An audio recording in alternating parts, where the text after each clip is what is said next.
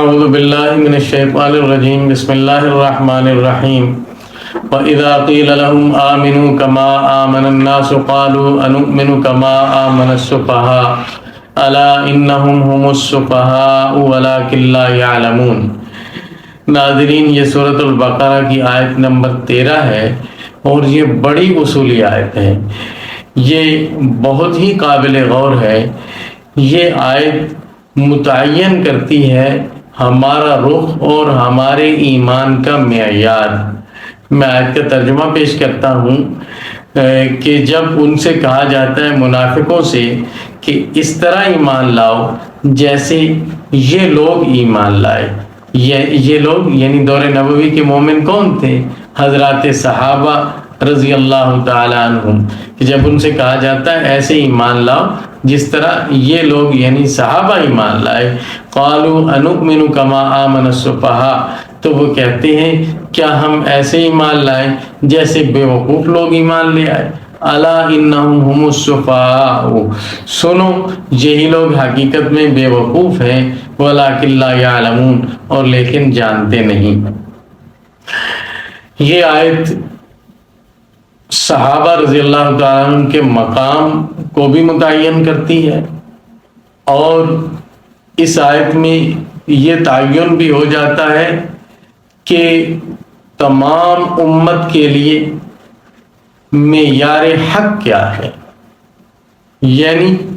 کون سا ایمان اللہ تعالیٰ کے ہاں معتبر ہے،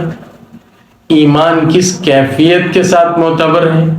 کن کن چیزوں پر ایمان لائیں گے تو اللہ تعالیٰ کے ہاں مومن کہلائیں گے، کن چیزوں کو کس حیثیت میں مانیں گے تو اللہ تعالیٰ کے ہاں مومن کہلائیں گے، اس کا معیار کیا ہے۔ اس آیت نے واضح طور پر فرما دیا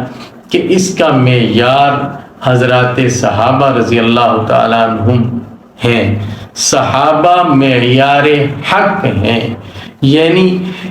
کہ حق کا راستہ کیا ہے اس کو پرکھنے کی ایک ہی کسوٹی ہے کہ حضرات صحابہ رضی اللہ تعالیٰ عنہ کس طرف ہے۔ اس آیت سے بڑا ہی اصول معلوم ہوا، اور گمراہیاں جتنی بھی دین میں پیدا ہوئیں، دین میں جتنی بھی گمراہیاں پیدا ہوئیں، ان سب کے اندر یہی قدر مشترک ہے کہ اس گمراہی کا جو نظریہ ہے اس نظریے کا ثبوت حضرات صحابہ کے ہاں نہیں ملتا۔ صحابہ وہ اولین لوگ ہیں جنہوں نے نبی کریم صلی اللہ علیہ وسلم کی دعوت اور پکار پر لبیک کہا۔ آپ صلی اللہ علیہ وسلم نے براہ راست ان کی تربیت فرمائی، انہوں نے حضور اقدس صلی اللہ علیہ وسلم سے دین بلا واسطہ براہ راست خود سیکھا، اور تمام امت کے لیے وہی مشعل راہ ہے، اور وہ حضور اقدس صلی اللہ علیہ وسلم کے نائب اور نمائندے ہیں۔ حضرات صحابہ کا یہ مقام و مرتبہ یہ آیت شریفہ متعین کر رہی ہے۔ مقام صحابیت اتنا بلند مقام ہے کہ باقی تمام امت کے ایمان کو پرکھنے کا معیار ہے۔ اس آیت نے واضح طور پر بتا دیا کہ جب ان کے ایمان ویسے لا جس طرح یہ لوگ ایمان لائے، یعنی حضرات صحابہ رضی اللہ تعالیٰ عنہ نے جس چیز کو جیسے سمجھا ویسے مانو، ایمان عقائد کے اندر ہو، اعمال کے اندر ہو۔ یہاں سے اصول معلوم ہو گیا کہ جو بھی کوئی نیا محقق پیدا ہو جاتا ہے، نئے لوگ آ جاتے ہیں، اسکالرز آ گئے جی، نئی ریسرچ پیش کر رہے ہیں جی، یوں نہیں ہے یوں ہے، ہم ریسرچ کر رہے ہیں، یوں نہیں ہے یوں ہے، ساری امت گمراہ ہے، غلط راستے پر جا رہی ہے، یہ چیز نہیں ہے وہ ہے، مختلف آوازیں سننے کو ملتی ہیں، نئے آ رہے ہیں۔ پرانوں میں بھی تھے اس طرح جو ایک نئی بات کیا کرتے تھے، وہ نئی بات جتنی بھی پرکشش ہو، آدمی جتنا بھی محقق ہو، اس کی تحقیق کو اور اس کی بات کو، اس کے نظریے کو، اس کے عمل کو پرکھا جائے گا حضرات صحابہ کی تحقیق، نظریے اور عمل پر۔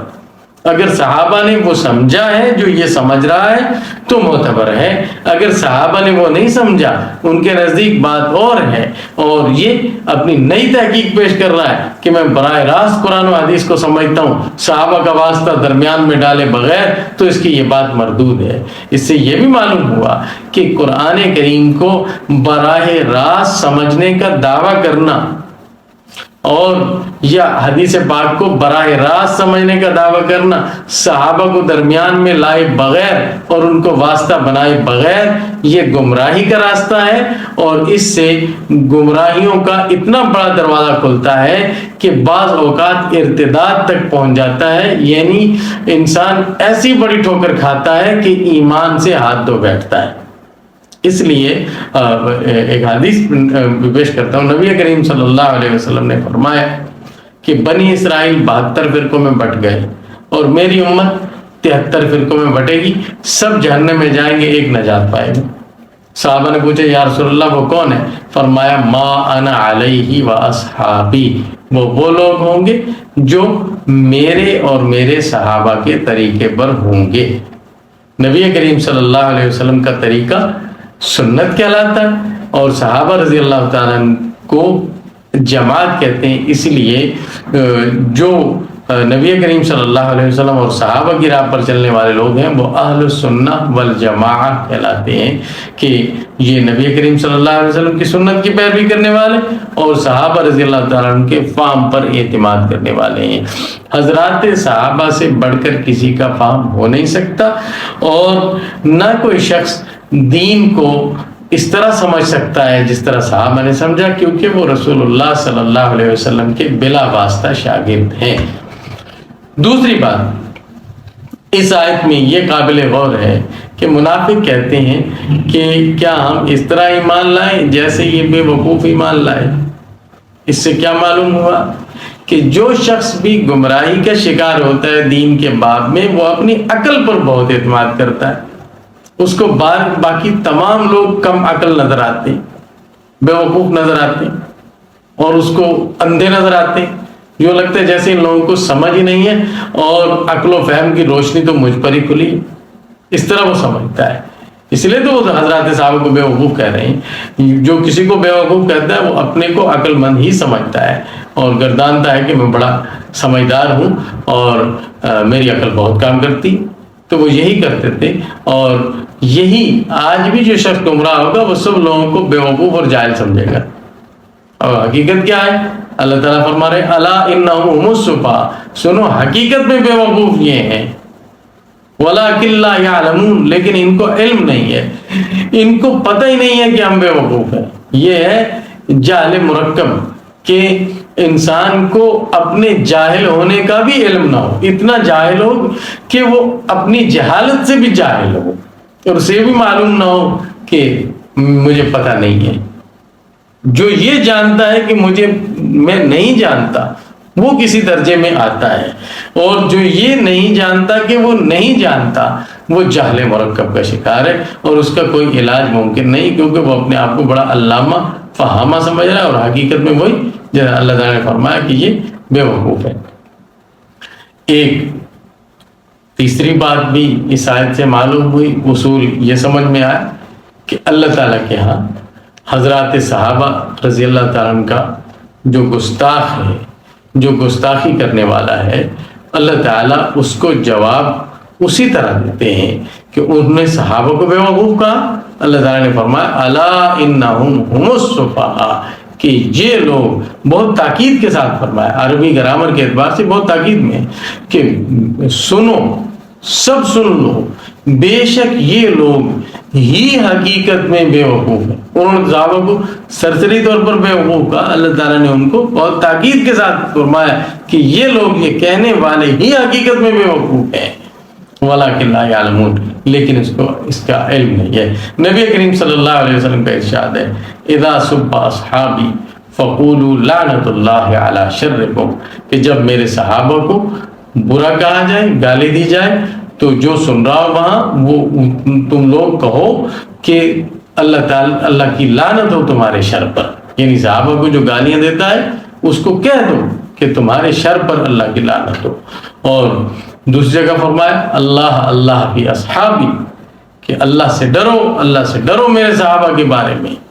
لا تتخذوہم من بعدی غرضا، ان کو میرے بعد ملامت کا نشانہ نہ بنانا، فمن احبہم فبحبی احبہم، جس نے میرے صحابہ سے محبت کی اس نے میری محبت کی وجہ سے ان سے محبت کی، اسے دراصل مجھ سے پیار ہے، ومن ابغضہم فببغضی ابغضہم، اور جو میرے صحابہ سے بغض رکھتا ہے وہ میرے بغض کی وجہ سے ان سے بغض رکھتا ہے۔ تو صحابہ سے محبت کرنا، یہ محبت لوٹتی ہے رسول اللہ صلی اللہ علیہ وسلم تک، اور صحابہ سے بغض و عناد رکھنا اس کا مرجع بھی وہ ذات گرامی بنتی ہے۔ ایک اور حدیث میں نبی کریم صلی اللہ علیہ وسلم نے 15 نشانیاں بتائیں قرب قیامت کی، جن میں سے ایک یہ بھی ہے وَلَعْنَ آخِرُ هَذِهِ الْأُمَّةِ أَوَّلَهَا، اس امت کے بعد والے لوگ پہلے لوگوں پر لعنت کریں گے، یعنی تنقید کا نشانہ بنائیں گے امت کے اولین طبقے کو۔ تو فرمایا اس وقت انتظار کرنا سرخ آندھیوں کا، زلزلوں کا،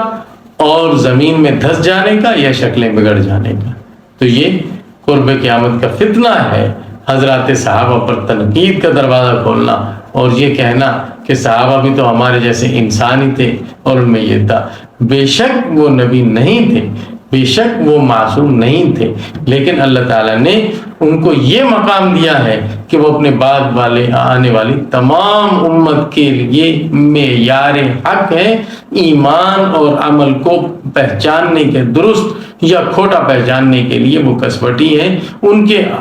ایمان اور ان کے عمل، ان کے اعتقادات، ان کے فہم پر سب کا فہم پرکھا جائے گا، اگر مطابق ہو تو درست، اور اگر اس کے خلاف ہو تو اس کو رد کر دیا جائے گا۔ اس آیت سے ایک اصول یہ بھی معلوم ہوا کہ ہماری روشنی پیچھے کی طرف آگے نہیں ہے، یعنی دین کو اگر ہم نے سمجھنا ہے تو اس کے لیے رجوع ہمیں کرنا پڑے گا پچھلے طبقے کی طرف، جو اول طبقات ہیں ان کی طرف دیکھنا پڑے گا، نہ کہ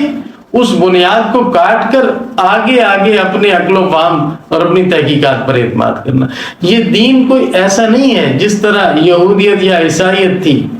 کہ اس میں کوئی تسلسل ہی نہیں ہے، صرف کتابوں میں لکھا ہوا ہے۔ یہ دین مسلسل ہے۔ مسلسل ہونے کا مطلب یہ کہ اس کو ایک طبقے سے دوسرے طبقے نے لیا ہے، روایت میں، لکھنے پڑھنے میں، اور عمل میں، اور فہم میں، سمجھ میں۔ یہ ایسا مضبوط دین ہے کہ طبقہ در طبقہ منتقل ہوتا ہوا یہاں تک پہنچا ہے۔ تو پچھلے طبقات پر اعتماد نہ کرنا یا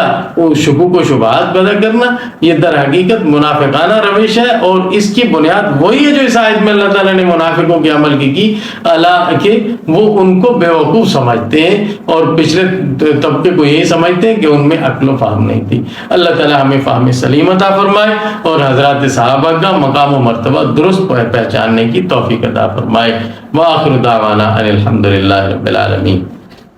فرقہ واریت سے بات اور خالصاً قرآن و سنت کی زبان میں قرآن کریم کو سمجھنے کے لیے ہمارے چینل کو سبسکرائب کریں۔